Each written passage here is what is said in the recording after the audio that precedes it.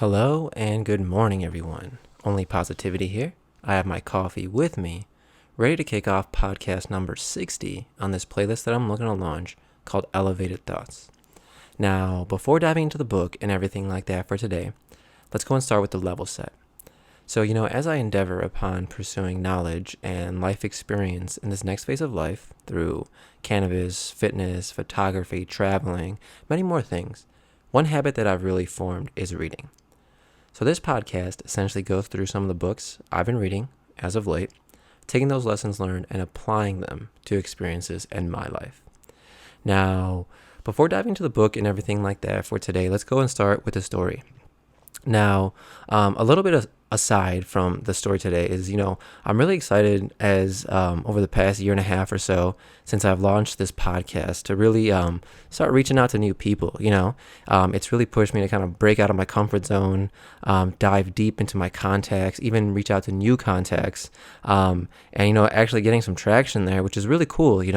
Clout and all that stuff aside. I'm really excited to connect with people. I've connected with some high school friends, some middle school friends, and it's been exciting to hear about what they're up to nowadays. And I'm excited to post that stuff on my channel and everything like that. So yeah, dude, if anyone wants a podcast, hit me up, dude. I'm always down to clown. But yeah, guess today's story is nothing crazy. I've been alluding to it in a lot of my podcasts and, when I talk to my fiance and everything like that, but, I'm planning to get married this year, barring any, major COVID events or other natural disasters, I guess. Right. And that has me really excited. My fiance is actually going on her bachelor party and, I'm going on a couple trips with my buddies. One in particular that is not my bachelor party, but I'm kind of low key, like, saying it is, I guess, or I'm going to celebrate like it is. And me and a few of my buddies, we're going to Seattle. And, planning with guys is interesting, as is planning with girls, and not to bring up like gender and stuff like that, but I'm about to, right? So in my experience, right, bachelorette parties mean a lot to girls, right? It's very meticulously planned. Outfits are bought, little accessories are bought. One thing we were talking about is like, for my buddy's bachelor party we went to in Mexico, it was kind of like, hey, dude, we're going to go get breakfast at this time. If you want to show up, show up. We're going to go get lunch at this time, show up. And it's really laissez-faire, right? But it's not so much, I believe, with the girls, right? It's a little bit more expectational, not knocking the situation at all, man. It's just a different type of friendship and things like that. So, not beating around the bush too much, we're talking about itineraries, right? So if you look at the itinerary that my boys put together for Seattle, it says like arrive in Seattle, do shit. They have weed, they have dispensaries there, right? So it's like get drugs, and then it's like go to the mountains, do shit in the mountains. It's like that's our tentative itinerary, right? But when you look at my fiance's itinerary for her bachelorette party, it is broken down like to the hour. The itinerary itself looks like a promo flyer for a club. There's a lot of effort and thought put into it, which is awesome, right? A great showcase of friendship and things like that. I'm all about it. But ours is nothing like that, right? It's just kind of like, hey, look, we'll figure it all out. And sometimes that works and sometimes it doesn't, man. But boys will be boys, right? So, yeah, I'm excited. I'm excited to go over to Seattle, kick it a little bit, unwind. It's been a year of just staying at home, right? Not too much traveling, and I got that wanderlust in me, and I'm trying to go out there and do things now. So, hopefully everything stays well in the world, and we can get back out there because I'm trying to be on some Mark Wayne shit. Again, holler at my boy Mark Wayne's, and yeah, I'm just trying to go out there, experience things, meet new people, talk to people, and hear their stories. So, yeah, without further ado, let's go ahead and jump into it.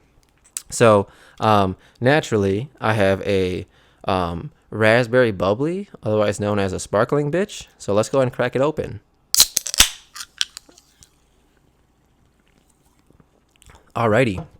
So today we're going to go through part 3 of Roberto Bolano's amazing novel titled 2666. Now, again, the novel is so descriptive, right?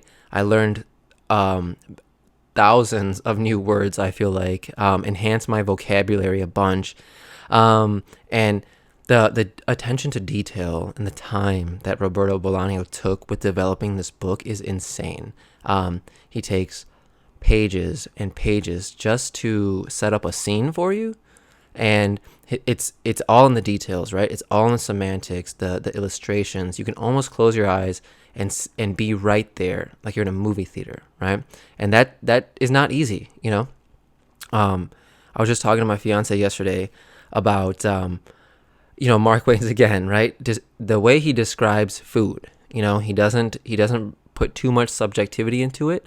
He describes things like the cardamom and the starriness in there and things like that. And that's very interesting because, for example, if I were to tell you, hey, I ate a burger for dinner, right? That's fine. Okay, you got it. I ate a burger. But how was that burger? Was it tender?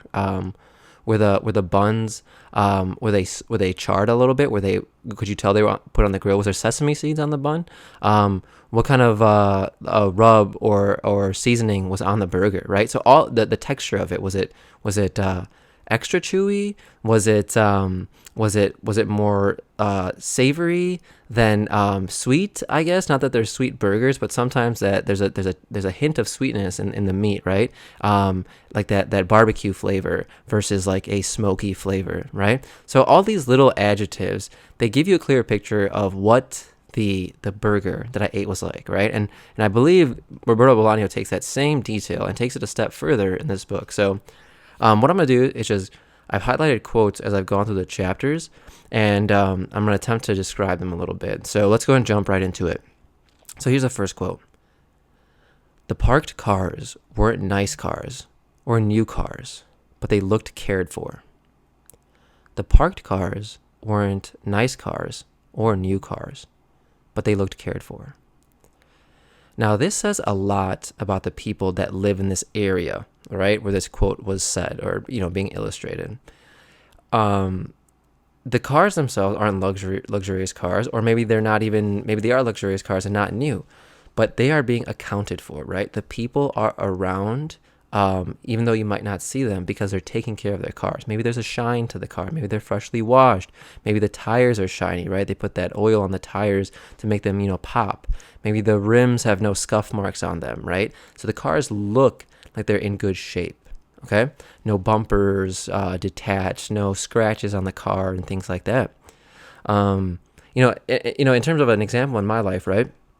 I go for walks multiple times throughout the day. And I walk in this neighborhood and I make this loop that's like exactly 1 mile. So when I run it, I can, just kind of like run it like a track, and at least a couple times a week, I'll see this guy outside washing his Audi. Now, it's an old Audi. It's like 10 to 15 years old, and you can tell by the shape of it, right? But he keeps it clean. When I'm over there, he's like power washing it. He's taking all the mats out. He's got some like spray that he's spraying on a towel and rubbing the doors on the insides and things like that. And the car looks like it's kept in good shape. Now, this says something about the man, right? Like maybe it's a pride thing. Maybe he takes pride in his vehicle. Maybe it's a stature thing, right? Or maybe he has no other hobbies than to take care of his car all the time, right? Maybe that's his sanctuary, similar to like fishing for a lot of people, right? It's their getaway. So now, in order for me to relax, I'm gonna go outside. I'm gonna clean my car. And honestly, sometimes I'll do that, right? Sometimes I'll go run an errand just to get out of the house, right? Just yesterday, I went and filled gas in my car, and got it washed. It had been a month since I got my car washed, and I get it washed every month, but I didn't really need to. I'm not driving anywhere for the next few days. I haven't really driven anywhere all week. But I was like, hey, look, I need to get out of the house. Let me go do that, right? So we hop off that quote. We'll jump to our next one. The 2 spurts of the inhaler could be heard all the way to the farthest corner of the church. The 2 spurts of the inhaler could be heard all the way to the farthest corner of the church. Now, the visuals here are very crazy. Now, before this, Bolano is describing how this pastor was giving a sermon and everyone is paying close attention, right? They're razored in. The pastor puts his finger up to pause for a second to the whole congregation, and he starts digging around in his pocket, right? With all eyes on him, he pulls out this inhaler and he takes 2 puffs right in the middle of the sermon. So everyone has no option but to watch him as he takes these 2 puffs of his inhaler. Now, why is this important, right? Maybe it's not important, but it certainly makes me feel like I'm sitting in that church listening to his sermon. And that might be the point of this, right? Now, I had mild asthma growing up. My mom is an asthmatic, and every now and then, when we're in conversation, she will get a brief, asthma attack, and she'll have to stop everything and take a couple puffs of the inhaler. Now, the interesting thing about that is the puffs of the inhaler are almost an emergency for someone who is an asthmatic, right? But it's very nonchalant for someone who's watching that happen. So, for example, like if my mom is having like an asthma attack, right? She's pretty calm about it. She knows where her inhaler is, and she goes to get it, and she takes the puffs, and then she's good, right? But what if she couldn't find it? It would instantaneously be an emergency, right? So whether or not that's useful in this imagery, it's an important note, right? To just remember. It might say a lot about the guy's figure, right? I don't want to be politically incorrect, but asthma can afflict anyone, right? Like I had asthma growing up. Right now I'm a pretty skinny dude, but majority of the people I know who have asthma are slightly overweight, right? Now that's not a blanket statement. It's just kind of the way it's kind of the way that it is in my life, right? So now it might tell you something about the pastor and his stature, right? His figure. So we'll wrap that one up and jump onto our next quote. When poor people make money, they should behave with greater dignity. When poor people make money, they should behave with greater dignity. Now, Bolano is describing the feeling that this character is having when he sees this pimp ride around in a convertible in these Detroit neighborhoods, right? So this reporter is walking out of this building. He sees a couple of pimps riding around in this, convertible, like whatever it is.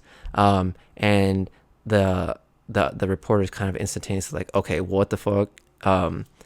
And what this is implying is that, people who don't have money, when they begin to earn real money, they shouldn't just go spend it right away, even though that is the impulse, right? They should plan for the future.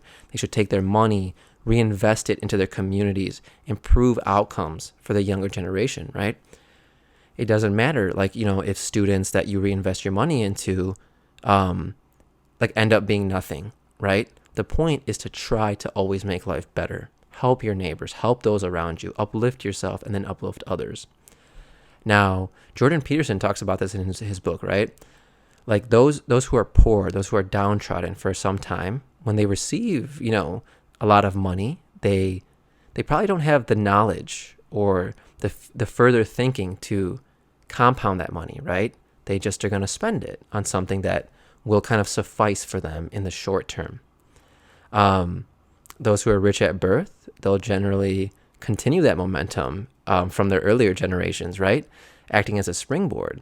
And those who are consistently downtrodden are likely to continue that momentum downward and not know what to do really when good fortune comes their way, right? They don't have the education, the tools, the tips, the tricks they need to really put their best foot forward and change their situation as opposed to that interim fulfillment. So we hop off that quote, come to our next quote. You have to know how to look, even if you don't know what you're looking for. You have to know how to look, even if you don't know what you're looking for. Now, personally, I've reached a point in my life where I'm not exactly sure what to do with myself at times, right? Like I want to say I have a decent career. I'm not necessarily looking for more money or another job.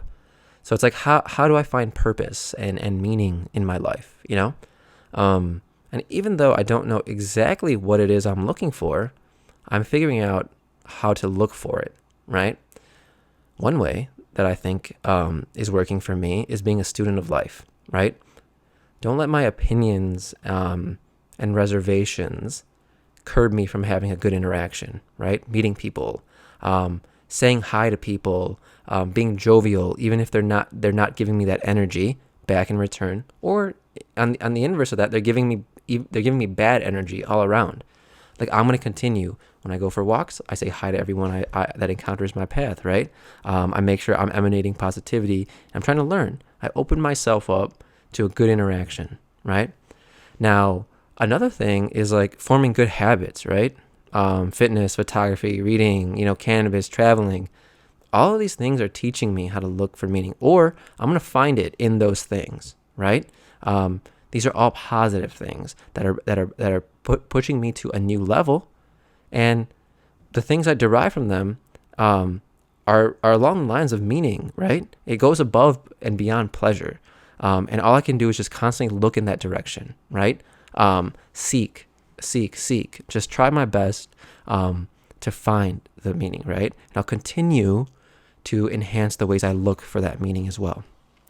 Because what I could do, right? I could just sit here and be existential, and that tends to happen to me on like Sunday nights, right? When I get the Sunday scaries before going to work the next day, I could just sit here and be existential, but I gotta look for meaning. And if I have a recurring issue like I have to address it, right? Otherwise I can just sit in my misery and be a negative person.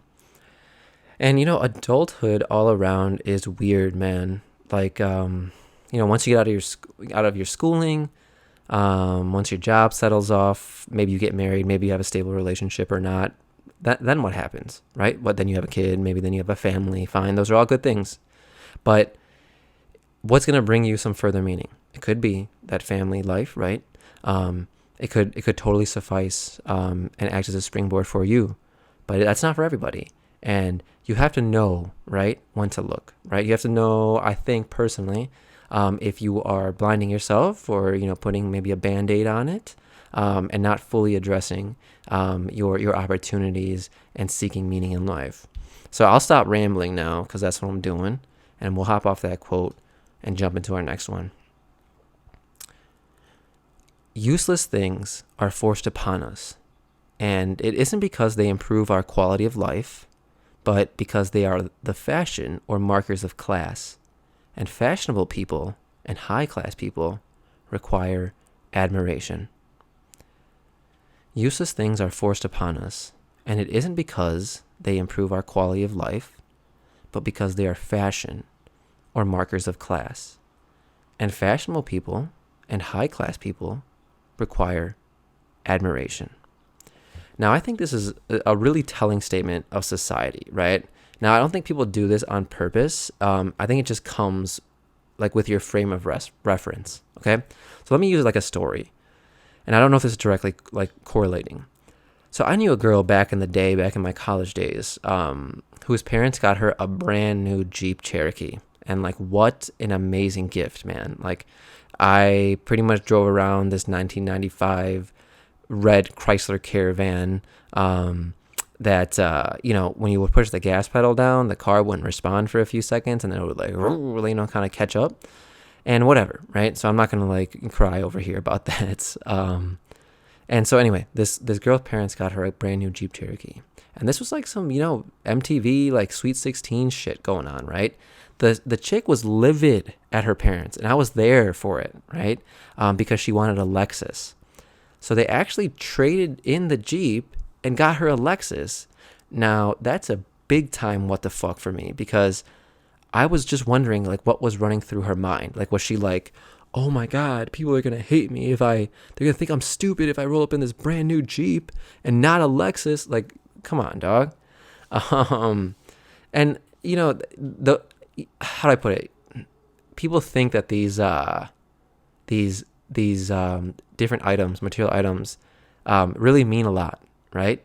And to a lot of people, they do, right? I knew a dude in grad school who was always like getting on me because I drive a Honda Accord, and I'm like, okay, yeah, for sure, I drive a Honda Accord, but like, if I wanted a BMW, I would get one, right? Like, it's when you compare material things, you take yourself out of the situation, right? The dude never like asked me about the books I was reading. He never wanted to like have a conversation. He never wanted to talk about like workouts or playing ball or traveling or anything like that. Just what material things do you have, and how are my material things better than yours? To me, that's not conversation, one, right? That's kind of like just one-upping each other. Um, and that's also not genuine friendship, right? Like, there is friendly competition between your good friends, right? Me and my buddy, who we run sprints every Sunday, right? And we are definitely like kind of competing with each other, but we're making each other better in that process, right? Compete to get better, which is what I'm totally down with.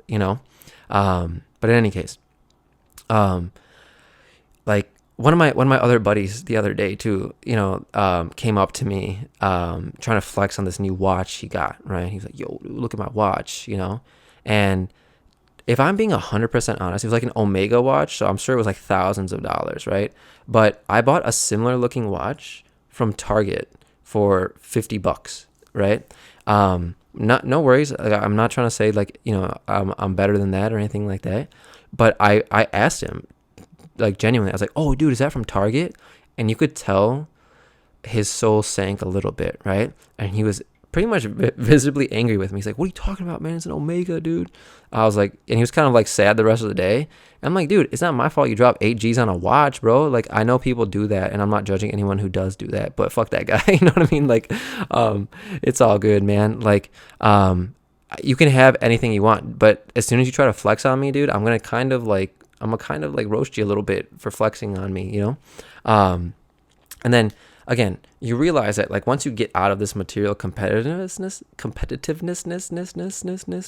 once you realize, and you get out of this material competitiveness with people, there can often be not much they want to engage you on, right? Like if we're talking about, "Oh, dude, you have this new Lexus. Oh, bro, I got the new Beamer. Oh, you take 40 grams of protein today? Oh, dude, I take 50. No worries." It's like, bro, like I can't even talk to you anymore, right? So this is no fun for me. And hopping off that, because I'm getting on a tangent there, and we can jump to our new quote. Reading is like thinking, like praying, like talking to a friend, like expressing your ideas, like listening to other people's ideas, like listening to music, like looking at the view, like taking a walk on the beach. Reading is like praying, like talking to a friend, like expressing your ideas, like listening to other people's ideas, like listening to music, like looking at the view, like taking a walk on the beach. Now, I personally don't feel like I have to dive too much into this one, but I will, right? Because I'm here describing a book to you, and the how do I put it? The euphoricness, if that's a word, behind reading a good book is unparalleled, right? I love reading. It's like traveling, right? It's in a different way. You're hearing somebody's view of the world through their story or through their life experience, a similar experience that you get when you talk to somebody else from a different country, from a different state, right? And you hear their stories. You can escape through reading, right? You get to, like I said, dive into somebody else's mind. And in a way, you get to know them a little bit, right? You know their tendencies through their writing styles. Authors use similar trajectory sometimes. They use similar paragraph structure. They might use similar words, right? And that tells you a lot about the author, him or herself, right? And I think over the past year and a half, 2 years, I've read like 20 or 30 books, and each one is different, right? Some are more factual, some are more fictional, and everyone has their own unique flair on their publishings. And I cannot describe to you how incredibly I don't even know what the word is. I can't even describe how impactful reading is on my soul, right? I feel like it's made me a better person. It's made me more humble, more mature, and it's so therapeutic to read, So I would encourage anyone to kind of just like commit to reading like 10 pages a day. It might be tough at first, but if you commit to the habit and you do it every day, I think it'll work wonders for anybody. Now, again, going off the different styles of authors, every musician has a different style as well, right? Like we can say like, The Weeknd is different from Travis Scott's, Robin Sharma, the author of The Monk Who Sold His Ferrari, is different than Roberto Bolano. But I can enjoy all these authors just like I enjoy all types of music. And like when I was reading The Alchemist by Paulo Coelho, I felt like I was in the towns that he was describing, right? The vivid imagery was there. And I felt like I was in the desert too when he was describing that time. I was learning in the desert, just like the young boy in The Alchemist was. So, I'll hop off that quote, and we have two more for today. Here we go. Actually, we have three more. My bad. They embraced, and Oscar headed down the stairs, taking them in threes, as if he were dashing for the street, like a boy heading out for a free afternoon with his friends. They embraced, and Oscar headed down the stairs, taking them in threes, as if he were dashing for the street, like a boy heading out for a free afternoon with his friends. Now, another extremely visually rich illustration here. We've all done this, right? Skip stairs when we're excited, or just to kind of get down the stairs faster, right? I used to go up like 2 at a time, and then when I used to try to run as fast down the stairs as I could. Sometimes I would eat shit, hit the on the way down, but it's all good. And Bolano goes a step further, and he says, right, like a boy heading out for a free afternoon. And now that adds a bit of youthfulness to the situation, and it makes it a little bit more lighthearted. Like, why didn't he use an analogy like, like someone who just got a call saying their loved one was in the hospital, like that type of rush, right? That's a little dark, but that's a different type of urgency than a boy heading out for the afternoon, right? So the little details really do matter in this book, and it truly makes it a work of art. And, I personally remember days like these, okay? So, growing up, my parents were really strict, right? They would not really let me hang out with a lot of kids in my neighborhood. So whenever the kids in my neighborhood would be like, hey, man, we're going to go to the rec center, play some ball. You want to come? 9 out of 10 times, it was like a no, right?